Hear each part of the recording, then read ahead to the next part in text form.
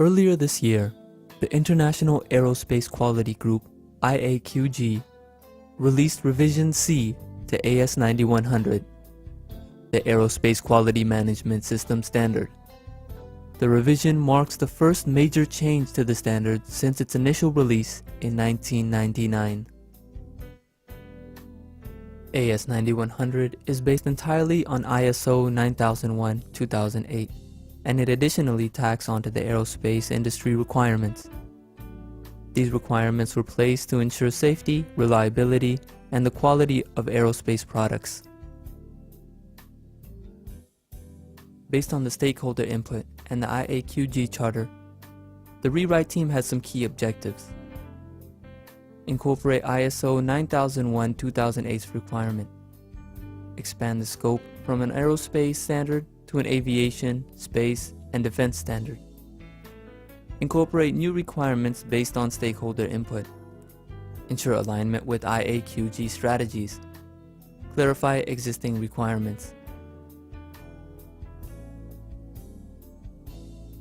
AS9100 is based on ISO 9001-2008 and is maintained and administered by the International Aerospace Group, which started its revision in 2005. AS9100C includes definitions for three important new terms: risk, special requirements, and critical items. Other critical changes to the standard involve quality manual relationships, risk management, customer satisfaction, project management, recognition of supplier quality data, and approval status of suppliers. The IAQG has already established a 30-month transition period for AS9100C.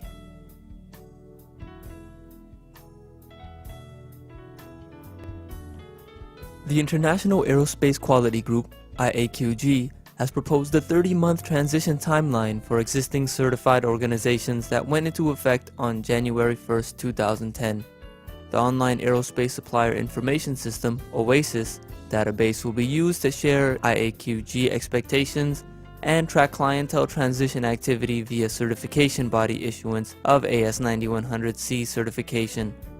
All AS9100 audits after July 1, 2011 must be to Rev C. After the 1st of July 2011, all audits conducted, whether they be surveillance, recertification, or new registration, must be conducted to AS9100 Rev C or AS9120 Rev A as applicable.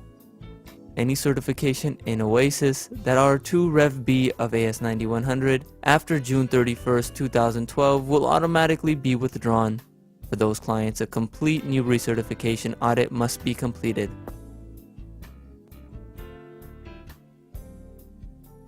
All aerospace certifications will expire, regardless of certification expiry date, if clients have not transitioned to AS9100C or AS9120A by July 1, 2012.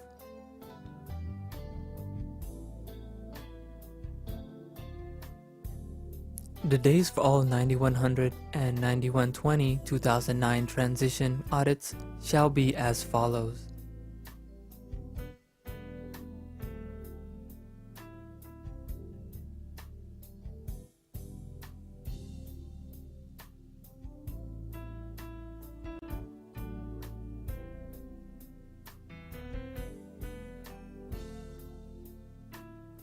For multiple site organizations, the transition during the existing audit cycle will vary.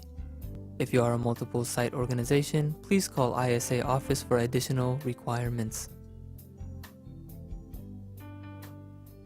Organizations seeking certification to the 9100 or 9120-2009 AQMS standards must formally declare to ISA conformance to 9100 or 9120 prior to ISA conducting the transition audits.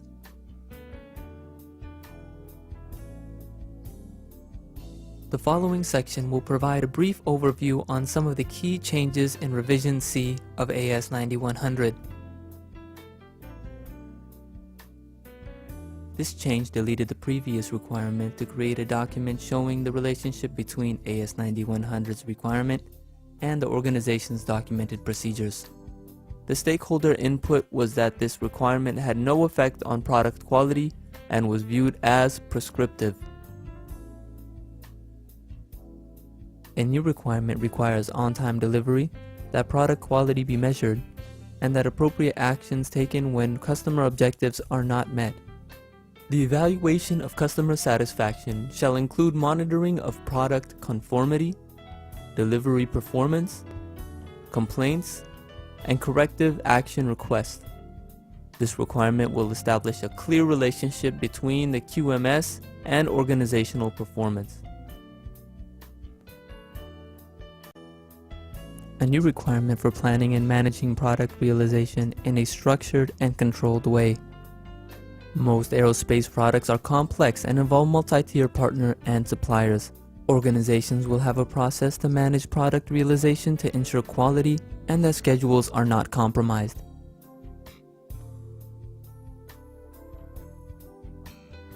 The new requirement under Clause 7.1 requires an organization to implement a risk management process. This clause will require organizations to identify and classify risk, determine levels of acceptable risk, and have effective risk mitigation plans for unacceptable risk.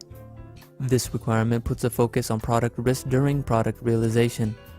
This is vital as new technologies in aircraft, space vehicles, defense systems, and materials are introduced. Organizations will need to ensure that a risk management process is in place, that risks are appropriately applied in the process, and that they are successfully managed. The existing configuration management clause was simply moved to Section 7. This puts the focus on product instead of documentation. Some level of configuration management is expected for all products at all levels of the supply chain. This change is in the form of a guidance note that encourages the use of data from external sources in the supplier selection and evaluation process. The industry trend is to use externally provided supplier performance data. This will require organizations to define the various supplier status levels they use, along with the scope of approval for each. They will also have to define the process for supplier approval status decisions and changes. The requirement stems from an increased emphasis on supply chain management throughout the aerospace industry. Conditions for using a supplier must depend on the approval status, and an organization must be able to demonstrate the logic used in making those decisions. Process, responsibilities, and authorities must be defined. The previous revision requires organizations to periodically validate test reports for raw material.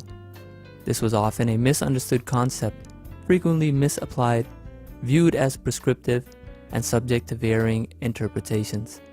The rationale going forward will be if an organization is making critical items in which the material, chemical, and physical requirements are important, it should be verifying test reports as part of its risk management process.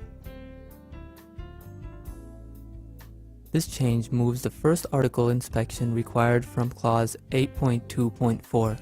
It will require organizations to verify that their production processes, documentation, and tooling are capable of producing parts and assemblies that meet requirements. AS9100 will still be referenced as guidance and is often flowed down from major aerospace companies. The change no longer requires organizations to use detailed tools and techniques such as check sheets, flowcharts, etc. to support the internal audit process. The industry considered this to be too prescriptive and decided it was best to leave the identification of the tools up to the supplier. AS9100C requires that when the organization uses sampling inspection for the product acceptance, the sampling plan shall be justified on the basis of recognized statistical principles and appropriate for use. The rationale was that numerous requests were received to improve the sampling clause, and that the way it was previously written confined organizations under other plans that could still be proven statistically valid. The revision to AS9100 brings significant changes, not only to the standard, but also to how audits will be conducted. It will be an audit tool, and auditors will be measuring organizational effectiveness.